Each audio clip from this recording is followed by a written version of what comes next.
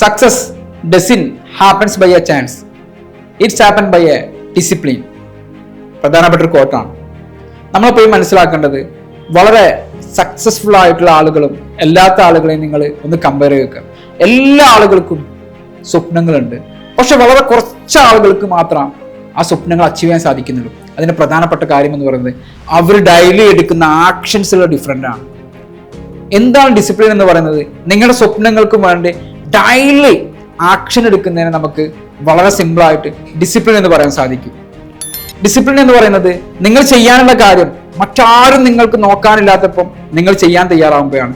എല്ലാവരും കിടന്നിറങ്ങുമ്പോൾ നിങ്ങൾ സ്വപ്നങ്ങൾക്ക് വേണ്ടി നിങ്ങൾ വർക്ക് ചെയ്യാൻ തയ്യാറാവുന്നതാണ്. എന്ന് പറഞ്ഞാൽ നിങ്ങൾ ട്രെയിനിങ് ആണെങ്കിലും, അല്ലെങ്കിൽ നിങ്ങൾ ഒരു ഓണ്ടർപ്രണർ ആണെങ്കിലും, നിങ്ങൾ സ്റ്റുഡന്റ് ആണെങ്കിലും, മറ്റൊരു വ്യത്യസ്തമായിട്ട് നിങ്ങളുടെ സ്വപ്നങ്ങൾക്ക് വേണ്ടിയിട്ട് നിങ്ങൾ ഇന്ന് എന്ത് സ്റ്റെപ്പുകളാണ് എടുക്കുന്നത്, ആ സ്റ്റെപ്പ് എടുക്കാനുള്ള കഴിവിനെയാണ് ഡിസിപ്ലിൻ എന്ന് പറയാം. നമുക്കിങ്ങനെ ഉറക്കത്തിന് എണീക്കാൻ സമയത്ത് നമ്മൾ പറയും വേണ്ട കുറച്ച് സമയം കൂടെ കിടന്നോ, അപ്പൊ എണീക്കാൻ സാധിക്കുന്നതിന്.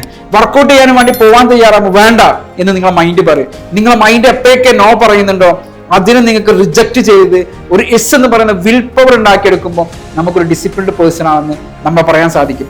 ലോകത്തിൽ സക്സസ്ഫുൾ ആയിട്ടുള്ള ഏതൊരു പേഴ്സണാണ് നിങ്ങളെ മൈൻഡിലേക്ക് കൊണ്ടുവന്ന് നോക്കൂ. ഈ കാലഘട്ടത്തിൽ മമ്മൂട്ടി ഇങ്ങനെ നിൽക്കുന്നുണ്ടെങ്കിൽ അദ്ദേഹത്തിന് ഇഷ്ടപ്പെട്ട് കുറേ ഭക്ഷണത്തിനോട് നോ പറഞ്ഞിട്ടാണ്. നമ്മൾ റൊണാൾഡോയെ കുറിച്ച് പറയുമ്പോൾ റൊണാൾഡോ ഏകദേശം ഇന്ന് 3 മണിക്കൂറോളം അദ്ദേഹം ജിമ്മിലും ബാക്കിയുള്ള സ്ഥലത്തും പ്രാക്ടീസ് ചെയ്യാൻ, എന്തിനും അദ്ദേഹത്തിന്റെ ബോഡി എന്ത് ചെയ്യാൻ ഏറ്റവും നല്ല രീതിയിൽ ചെയ്യാൻ. ഇങ്ങനെ ഏതൊരു വ്യക്തിനെ എടുക്കുകയാണെങ്കിലും നിങ്ങൾക്ക് അവരെ കാണാൻ പറ്റുന്ന ഏറ്റവും വലിയ ക്വാളിറ്റി ഡിസിപ്ലിൻ ആയിരിക്കും. നിങ്ങളിപ്പോ സ്വയം ഒന്ന് ആലോചിക്കുക, എന്നിട്ടൊരു മാർക്ക് കൊടുക്കുക, ഞാൻ എത്രമാത്രം ഡിസിപ്ലിൻഡ് പേഴ്സൺ ആണ്. അപ്പൊ നിങ്ങൾക്കൊരു സ്കോർ കിട്ടും. അതൊരിക്കലും 10ൽ 10 ആവില്ല. 10ൽ 10 ആവുകയാണെങ്കിൽ നിങ്ങളുടെ വീഡിയോ കേൾക്കുന്നുണ്ടാവില്ല.